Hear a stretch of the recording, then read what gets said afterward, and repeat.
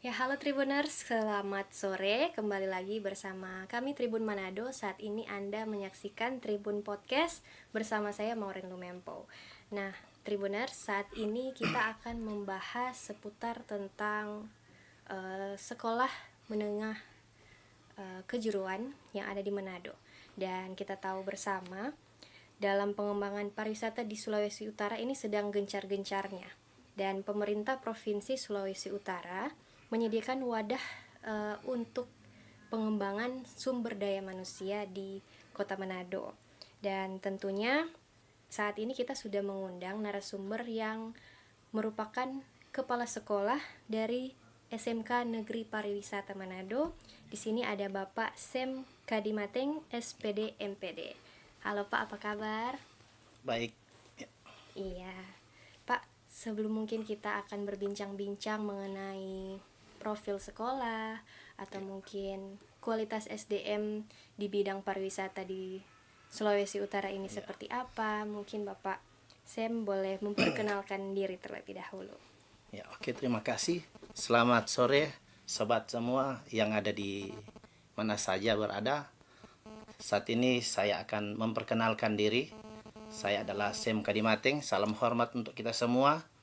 SPD MPD. Saya sebagai yang dipercayakan oleh pemerintah Provinsi Sulawesi Utara sebagai Kepala SMK Negeri Pariwisata Manado. Iya, Pak. Baik, terima kasih. Nah, mungkin Pak yang menyaksikan ini masih banyak yang belum mengenal SMKN Pariwisata Manado ini. Nah, untuk SMK Negeri Pariwisata ini sebenarnya sudah sejak kapan dan mungkin alasan dibentuknya atau didirikan sekolah Negeri Pariwisata Manado ini alasannya apa, Pak? Oke. Jadi kalau mau kita bicarakan tentang SMK Negeri Pariwisata Manado ini adalah sekolah yang didirikan pada tahun 2020 pada saat pandemi Covid yang lagi saat itu kita tidak bisa beraktivitas lebih. Di sana pemerintah membangun sekolah SMK Negeri Pariwisata ini yang sinkron dengan kawasan super prioritas yaitu pariwisata yang ada di Kupang. Sehingga kehadiran sekolah ini tentunya sebagai salah satu dunia pendidikan dalam hal ini sekolah kejuruan yang dipersiapkan oleh pemerintah Provinsi Sulawesi Utara dalam visi pemerintah Provinsi Sulawesi Utara dalam hal ini Bapak Gubernur Profesor Oli Dondo Kambei Sarjana Ekonomi bersama dengan Bapak Wakil Gubernur Dr. Andes Stephen Kando untuk membangun dunia pariwisata yang ada di Provinsi Sulawesi Utara. Oke. Nah, jadi kalau misalkan pembangunannya sejak 2020 ya, Pak? Iya. Nah, untuk proses belajar mengajarnya itu sudah dari tahun berapa?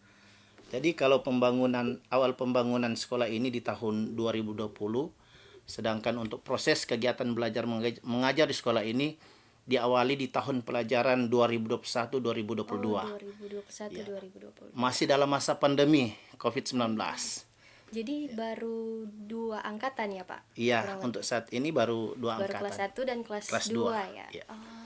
Jadi kalau misalkan pada saat 2021 itu pelajarannya bagaimana, Pak, proses belajarnya? Ya. Ini memang suatu tantangan yang sangat luar biasa ya bagi sekolah ketika sekolah baru muncul di saat pandemi COVID-19. Belum bertatap muka dengan siswanya, dengan orang tuanya, tetapi harus menjalankan proses pembelajaran yang ada. Jadi di sini kami mengikuti atau melaksanakan pembelajaran secara daring. Dan ada waktu-waktu tertentu pihak sekolah dalam hal ini guru-guru berkunjung Oh, di mana siswa itu berada untuk memberikan pembelajaran baik dalam bentuk modul karena tidak semua siswa yang bisa menjangkau pembelajaran secara daring. Contohnya kita tahu bersama di saat Covid di sana memang mengguncang perekonomian masyarakat sehingga terkadang orang tua tidak ada uang untuk membeli kuota untuk anak dalam pembelajaran secara daring sehingga yang kami ambil proses pembelajarannya guru yang berkunjung kepada siswa yang ada di rumah. Ya, itu ketika pandemi ya, Pak? ya. Nah, sebenarnya kurikulum yang diterapkan di SMK pariwisata itu seperti apa, Pak?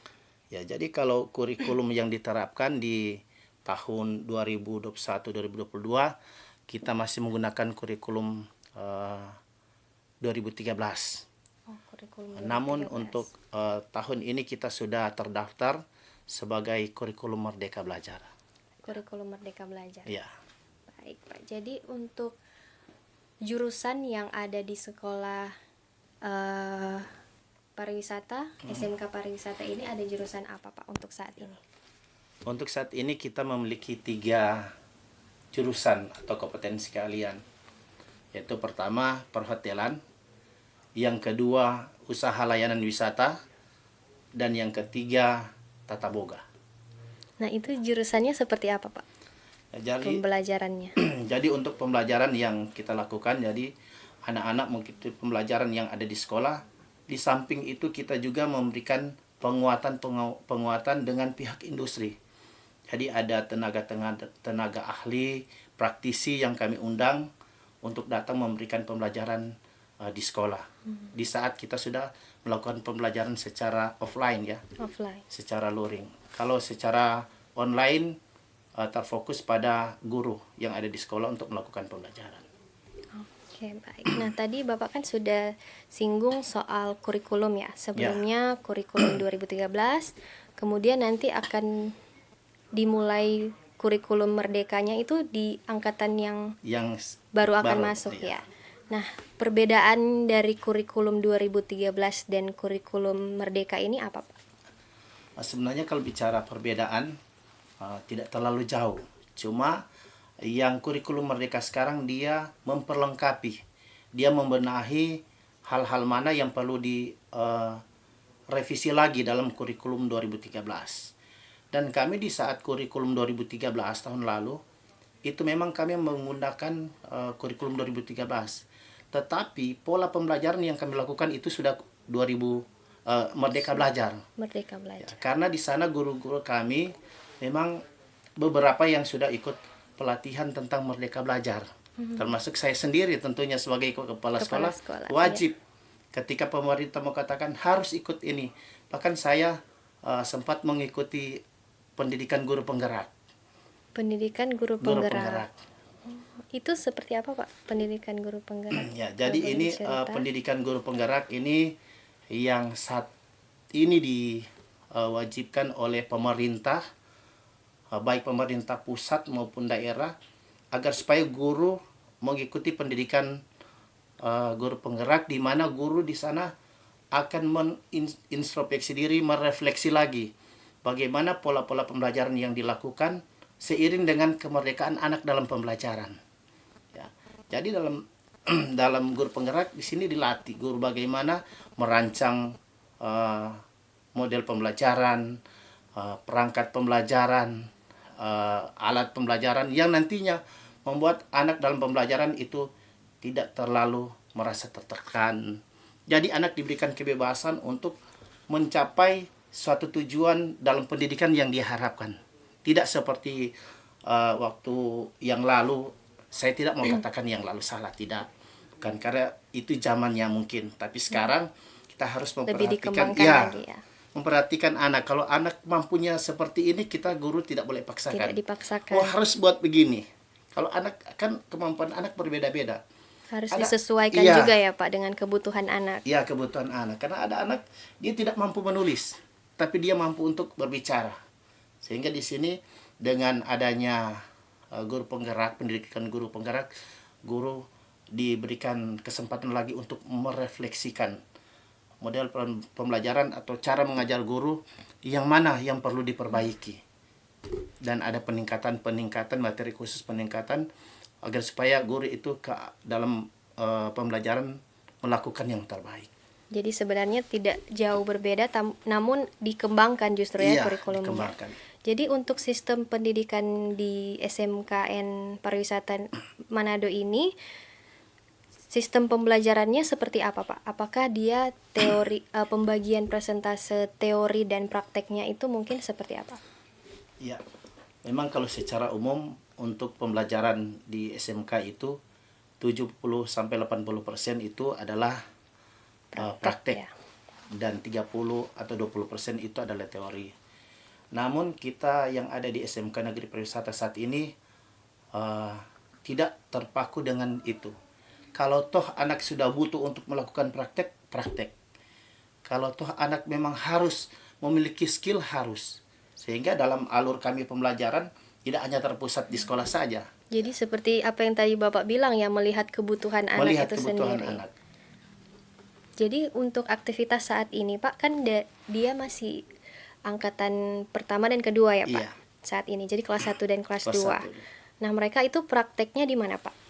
Dan aktivitas prakteknya seperti apa? Oke, jadi untuk kegiatan praktek anak di sekolah kita ada 2 ruang praktek. Jadi mereka juga melakukan praktek di sekolah. Di samping itu juga kami fasilitasi mereka untuk melakukan praktek di dunia kerja, di dunia industri. Di industri Iya, pariwisata langsung pariwisata ya. langsung. Dan ada industri yang mungkin sudah kerjasama Pak? Iya. Ada apa saja Pak? Kalau industri yang sudah kerjasama dengan kami, yaitu pertama Peninsula, Hotel Peninsula, kemudian Hotel Arya Duta, kemudian Hotel Sultan Raja, ada PT Lovely, ada Cottage Murex, Cottage Murex. ya. Kemudian ada salah satu lagi travel yang saya lupa namanya yang ada di Perkamil. Travel juga ya. Iya, Jadi travel. bukan sekedar akomodasi. Iya, bukan sekedar akomodasi. Kalau untuk fasilitas yang ada di sekolah saat ini Pak, atau mungkin fasilitas ke depan yang dipersiapkan itu seperti apa? Ya, jadi kalau fasilitas yang saat ini ada di sekolah tadi saya sudah katakan ada ruang praktek, 2 ruang praktek, beserta dengan alat-alat pembelajaran. Di sana kami sudah ada, diberikan oleh pemerintah. Kemudian dalam pengembangan untuk kekurangan kami ke depan, seiring dengan berjalannya perkembangan yang ada, akan ada penambahan juga ruang praktek bersama dengan peralatan, bukan hanya dengan adanya di pengadaan dengan dana BOS, tetapi melalui pemerintah akan ada penambahan baik ruang belajar maupun ruang praktek siswa. Itu akan ada penambahan. Jadi untuk sekolah di SMKN Pariwisata ini untuk biaya sekolahnya ditanggung dana BOS pemerintah sepenuhnya ya iya. Pak. Oh, jadi gratis ya kita Gratis. sekolah di sana. Nah, kemudian untuk prospek karir, memang mungkin belum ada lulusan Iya. dari sini ya, karena baru mulai dari 2021. Mungkin kedepannya prospek karir yang dijanjikan itu seperti apa Pak? Ya, kalau berbicara karir, sebagaimana visi dari sekolah ini, yang tak akan lupa kami sampaikan bahwa sekolah ini memiliki visi terwujudnya peserta didik yang beriman, bertakwa kepada Tuhan Yang Maha Esa, berakhlak, mandiri, kompeten, berdaya saing, siap kerja dan atau berwirausaha. Sehingga prospek ke depan yang akan kami persiapkan anak-anak sebenarnya mereka untuk siap bekerja di dunia kerja atau melakukan Usaha sendiri. mandiri. Ya. Iya, baik Pak. Dan kalau untuk jumlah siswa pada saat ini Pak, ada berapa kira-kira Pak? Nah, kalau jumlah siswa kita untuk saat ini baru 55. Sudah lumayan banyak itu Ya. Pak.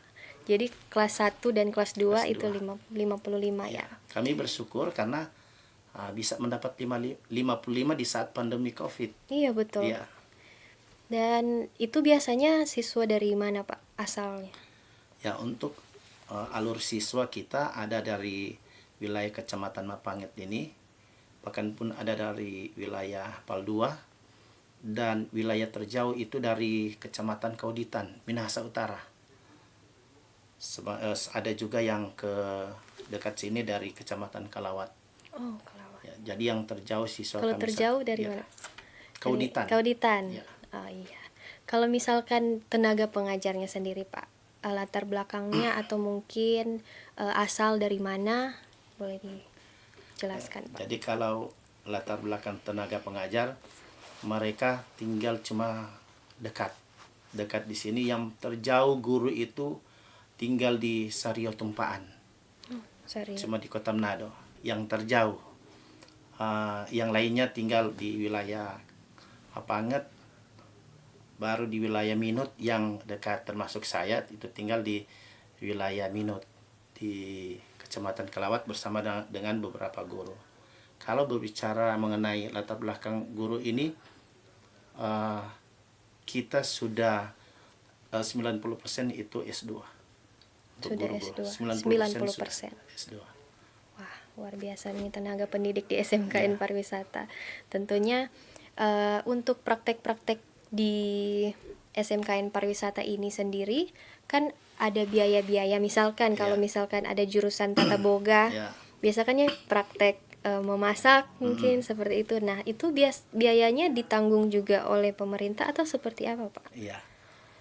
Ini mengenai biaya praktek kan untuk pembiayaan di sekolah sekarang ini dia kita akan ambil dari dana BOS. Dari dana BOS. Namun kita dengan jumlah siswa 55 tentunya kalau dihitung dana BOS-nya tidak akan mencukupi. Nah, memang kami sangat unik. Ketika dengan dana BOS untuk melakukan praktek, membeli bahan praktek yang ada, contohnya boga ya, itu harus beli bahan yang memang mentah dan harus diolah oleh anak-anak itu. Nah, ini sharing. Kami buka sharing bersama dengan orang tua. Jadi dengan orang tua, anak-anak bawa bahan, dan bukan cuma orang tua, guru juga. Jadi guru sudah membuat perancangan dan memberikan rujukan kepada anak-anak kira-kira mana yang mereka boleh untuk bisa dibawa. Dan di sana guru ambil peran, bukan cuma guru meminta sharing dari orang tua, karena ada bagian-bagian tertentu guru juga ambil bagian untuk mengadakan bahan. Tapi sukarela pasti kan, Pak? Tidak tidak dipaksa. Kalau dipaksa bukan zamannya sekarang. Sudah ada bantuan dana BOS, kemudian saling sharing ya. Memang kita kalau dana BOS sudah bisa membiayai semua, kemungkinan untuk sharing-sharing seperti itu sangat kecil lagi. Tapi karena memang kondisi kita saat ini memang sedang berjuang, tapi dengan saya bersyukur dengan seperti ini anak-anak memang punya antusias untuk memiliki kompetensi yang harus mereka miliki. Mungkin Bapak boleh cerita mungkin aktivitas prakteknya seperti apa di setiap jurusannya, mungkin ketika turun lapangan kemudian respon dari masyarakat atau pelaku bisnis yang bekerja sama itu seperti apa, Pak? Ya, oke. Kalau ini sudah terkait kan dalam pembelajaran praktek ini kita tidak lepas dengan teaching factory, pembelajaran berbasis industri, di mana anak bukan cuma belajar untuk melakukan, tetapi bagaimana mereka juga berikan pembelajaran kewirausahaan. Seperti Ibu bilang, bagaimana dia mau pasarkan. Ya. Yang sangat menarik bagi kami itu di jurusan Boga. Jurusan Boga. Jurusan Boga sebagaimana mereka baru kelas 10. Mungkin kalau di sekolah lain, jurusan Boga ini belum ada kegiatan praktek secara langsung untuk anak-anak. Tapi di SMK Negeri Pariwisata ini, baru kelas 10, mereka sudah ada praktek. Salah satu kompetensi itu pembuatan roti. Oh, pembuatan roti. Mereka selain dilatih oleh guru di sekolah, mereka juga jadi ada pelatihan pembelajaran oleh guru di sekolah, kemudian mereka dikirim ke dunia industri untuk mengikuti pelatihan langsung lagi. Terjun ya, ikut. Oh iya, jadi di sekolah juga, kemudian di tempat di industri, pelaku industri itu. Jadi karena industri membuka peluang untuk kami melakukan pembelajaran di sana, sehingga guru bersama siswanya bisa belajar langsung di belajar, situ. sehingga mereka dapat membandingkan. Berarti roti yang kita buat di sekolah kesalahannya di sini. Betul. Dibanding dengan yang mereka buat saat ada perbandingannya. Ada perbandingan, sehingga mereka dapat menemukan di mana kesalahan-kesalahan yang mereka buat di saat praktek di sekolah. Dan kembali ke sekolah mereka rancang lagi buat. Dan karena kita berkaitan dengan teaching factory, hasil produk dari anak-anak yang mereka hasilkan dalam hal ini yang banyak kita lakukan itu pembuatan roti untuk jurusan Boga, bukan habis dimakan oleh siswa dan guru, tidak. Ya, karena memang ada yang harus mereka makan, karena mereka harus cicipi dulu. Mereka harus rasa bagaimana ini. Kemudian mereka pasarkan. Jadi sudah dipasarkan. Ya, mereka pasarkan. Jadi mereka yang pasarkan sendiri. bukan lagi guru. Ini mau melihat bagaimana jiwa kewirausahaan mereka. Kewirausahaan tadi. Mengajar mereka bagaimana nantinya ketika tamat harus tahu berwirausaha. Dan karena memang kita masih sedikit sekarang, jadi wilayah pemasaran itu batas di Polsek Mapanget. Jadi kalau bilang di Polsek Mapanget, mau bilang anak-anak boga SMK Negeri Pariwisata, mereka sudah tidak asing lagi. Oh iya, Sama karena Ibu sudah Kapolsek biasa. yang ramah, memang Ibu Kapolsek support sekali. Jadi untuk menjual anak. hasil dari praktek itu hasil ya. praktek anak-anak. Kalau untuk pendaftarannya sendiri, Pak, untuk dalam waktu dekat ini, penerimaannya itu proses pendaftarannya seperti apa? Nah, jadi untuk pendaftaran peserta didik baru saat ini, jadi prosesnya kita lakukan secara online sesuai dengan online. petunjuk pemerintah Provinsi Sulawesi Utara, dalam hal ini Dinas Pendidikan Daerah. Jadi kita melakukan secara online. Jadi anak-anak bisa melakukan pendaftaran dari rumah. Tapi dalam jadwal pendaftaran ini sesuai dengan jadwal pemerintah daerah, yaitu kita dari tanggal 8 hari 8. ini ya, hari sampai tanggal 20. Itu pendaftarannya seperti apa, Pak? Mungkin administrasinya atau seperti apa persyaratan-persyaratannya? Pendaftaran secara online, jadi nanti di situ kan kalau anak-anak mau buka, mereka dapat lihat sendiri di situ apa yang diminta. Pertama, ijazah bagi siswa yang sudah tamat di tahun yang lalu. Jadi diminta ijazah. Kalau siswa yang baru tamat di tahun ini, itu diminta surat keterangan lulus dari sekolah asal, SMP dalam hal ini. Kemudian kedua, kartu keluarga. Ketiga, akte lahir.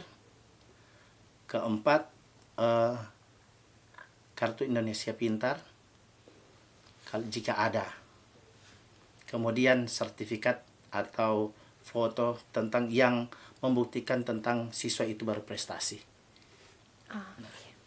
Jadi untuk pendaftaran ini nanti ada 3 jalur. Oh, 3 jalur. Iya, ada jalur Ada apa prestasi, saja, jalur sonasi, dan afirmasi. Ya, kalau jalur sonasi itu, jadi siswa mendaftar dan melihat jangkauannya, radius dari sekolah ke tempat tinggal anak berdasarkan kartu keluarga. Dilihat itu 7 km. 7 Iya. kilometer dari sekolah. Dari sekolah. Kalau prestasi itu dilihat dari prestasi anak. Apalagi tadi saya katakan, kalau ada bukti prestasi, misalnya ikut lomba apa, itu sangat kuat. Diprioritaskan Ya, prioritas juga, sangat diberikan prioritas. Kemudian juga untuk afirmasi ini, yang kan banyak kita saat ini masyarakat yang dapat bantuan dari pemerintah karena dalam penilaian pemerintah secara khusus, sehingga mereka ini dalam pendaftaran harus melampirkan contohnya kartu PKH atau PIP. Itu harus dilampirkan. Kenapa itu harus dilampirkan? Karena ketika kita daftar secara online di Dapodik, itu pemerintah akan melihat berarti anak ini butuh untuk mendapat beasiswa. Oh iya. Ya, untuk terkait PIP dan PKH. Kartu seperti itu. Dan kalau untuk penentuan jurusan atau programnya, itu ditentukan sendiri oleh siswa atau ditentukan oleh dari pihak sekolah? Ya. Jadi kalau pemilihan jurusan di situ, jadi anak yang pilih sendiri. Jadi untuk SMK mereka melakukan pendaftaran hanya bisa memilih 1 sekolah secara online. Kalau SMA mereka bisa memilih 3 sekolah. Tapi kalau SMK hanya bisa memilih 1 sekolah, tapi 3 jurusan yang bisa mereka pilih.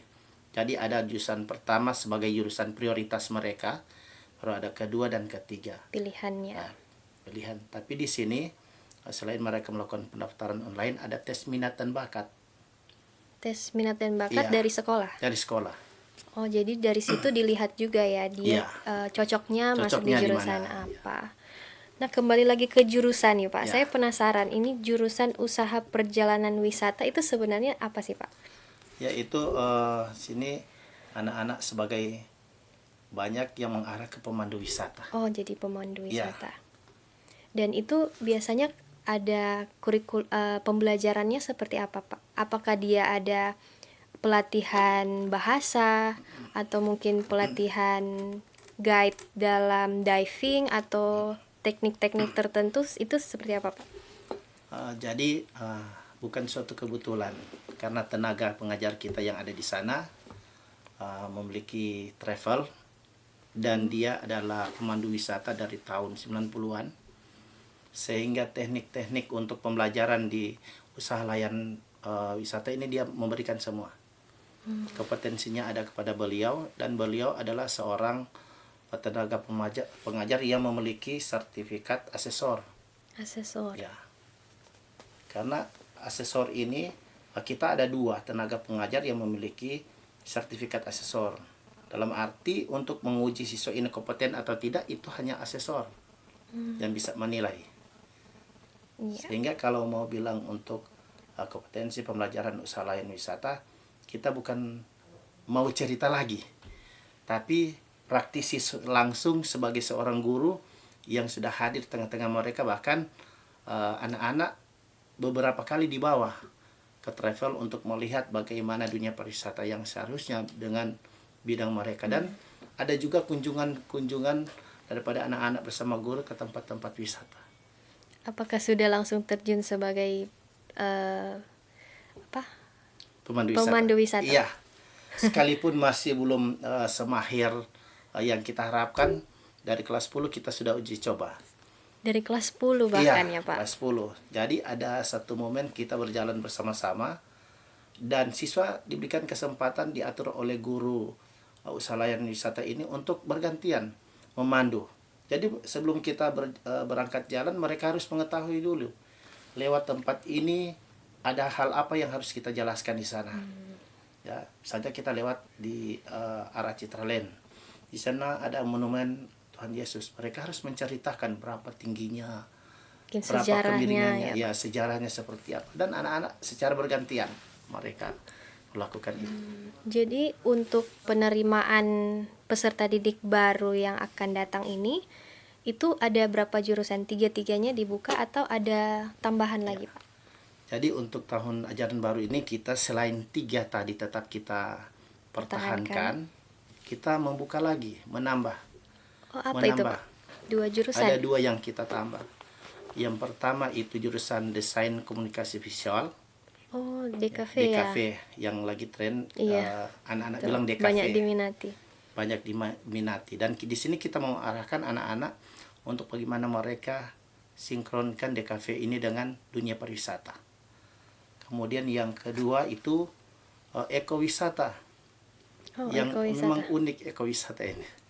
Jadi memang jurusan ini cuma ada di SMKN Pariwisata Manado ya, Pak? Iya, untuk ekowisata saya tahu baru ada di SMK Negeri Pariwisata, khususnya sekolah negeri ya. Saya belum tahu dengan swasta. Tapi yang negeri saya tahu di Provinsi Sulawesi Utara baru di SMK Negeri Pariwisata yang berani untuk membuka jurusan ini. Wah, luar biasa. Memang juga SMKN Pariwisata Manado ini satu-satunya yang fokus di pariwisata ya, Pak? Iya, benar. Dibanding dengan SMK-SMK yang lainnya. Iya. Nah, mungkin kalau untuk dari prestasi akademik atau ekstrakurikuler di sekolah, mungkin kalau ada, Pak, ada prestasi non akademiknya juga. Sementara ini karena kita masih dalam masih baru, kita masih dalam program baru mau merancang di tahun ajaran ini. Karena kemarin kan kita tidak bisa berbuat lebih dengan situasi yang ada. Bahkan ketika kita mau fokus waktu lalu kepada kompetensi anak. Dan saat ini kita mulai membuka ruang untuk mengembangkan ekstrakurikuler, dan saat ini sedang dilatih seorang anak yang nantinya akan mengikuti lomba Baswara Idol. Oh, lomba Ya. Baswara Idol. Itu ada Ada kompetisi yang akan diikuti ya oleh anak peserta Sementara. didik. Nah, Bapak kalau misalkan dari pengajarnya sendiri, adakah yang dari industri yang kerjasama langsung datang ke sekolah untuk mengajar? Adakah, Pak? Ya, kalau itu ada. Kita dari saat pembukaan sekolah sudah ada praktisi dari luar, dalam hal ini dari kapal pesiar. Oh, dari kapal pesiar, Pak. Yang datang langsung ke sekolah dan memberikan penguatan kepada anak-anak. Dengan harapan kalau ada anak-anak yang tertarik untuk masuk ke kapal pesiar ya silakan. Tetapi kompetensi yang diberikan bukan hanya tentang kapal pesiar. Praktisi ini karena memiliki skill di bidang perhotelan, dia memberikan pembelajaran kepada anak-anak perhotelan, langsung memberikan praktek karena kita di sana ada edotel. Edutel. Iya, ada Oh, edotel. seperti apa itu, Pak? Itu Edutel. edukasi hotel untuk pembelajaran. Oh, fasilitasnya sekolah. Iya, fasilitas sekolah.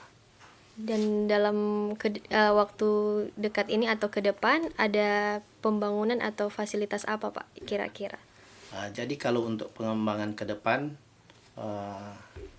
waktu lalu saya sempat dengar bahwa di sana sebenarnya mau dirancang untuk pembangunan hotel, bukan hanya sekedar edotel, tetapi ada hotel yang maunya pemerintah untuk dibangun sehingga dapat disinkronkan dengan sekolah pariwisata ini.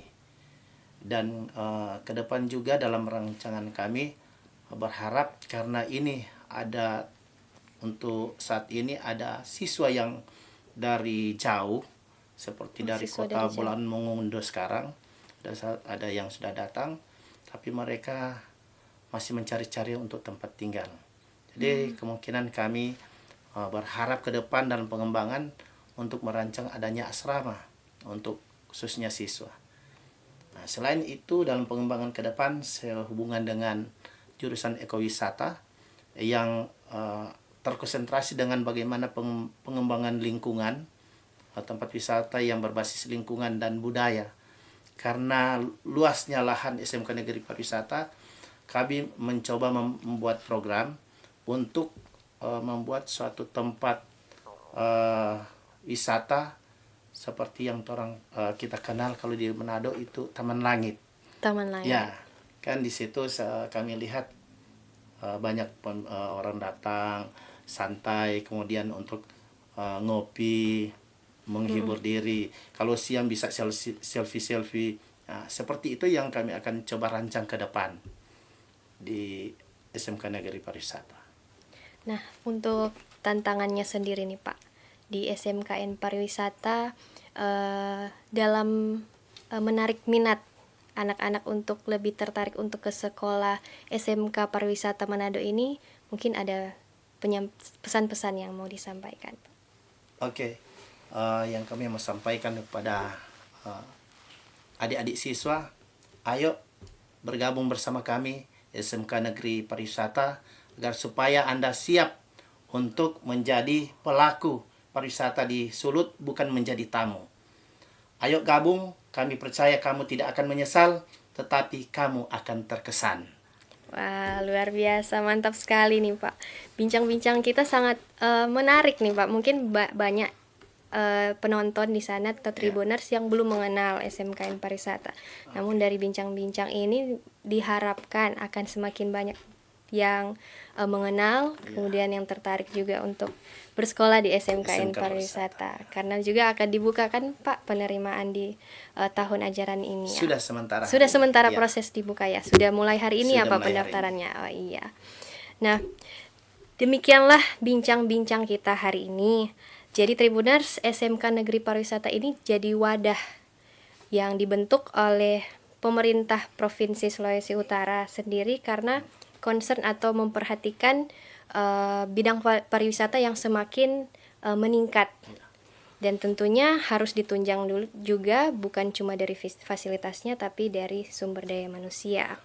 Dan kalau menurut dari Bapak Sam sendiri, adakah dari Bapak Sam sendiri kualitas atau SDM sumber daya manusia di Sulawesi Utara ini seperti apa mungkin?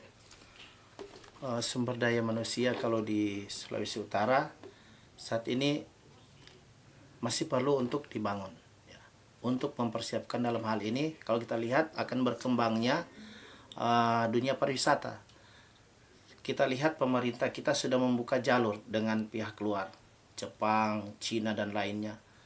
Makanya kita harus perkuat lagi sumber daya manusia sehingga ketika datangnya tamu seperti di tahun 2019, kita lihat banyaknya tamu turis-turis dari luar berdatangan, hotel-hotel semua penuh. Makanya harus ditingkatkan lagi untuk sumber daya manusianya supaya seperti saya katakan tidak menjadi tamu tetapi menjadi pelaku di negeri sendiri. Baik, terima kasih sekali lagi Bapak Sem. Semoga dari bincang-bincang kita hari ini semakin dikembangkan juga SDM di Sulawesi Utara, khususnya di bidang pariwisata. Dan kami ucapkan juga terima kasih kepada Tribuners yang sudah menyaksikan. Nantikan bincang-bincang lainnya bersama Tribun Podcast. Saya Maureen Lumempo bersama tim yang bertugas pamit undur diri. Sampai jumpa.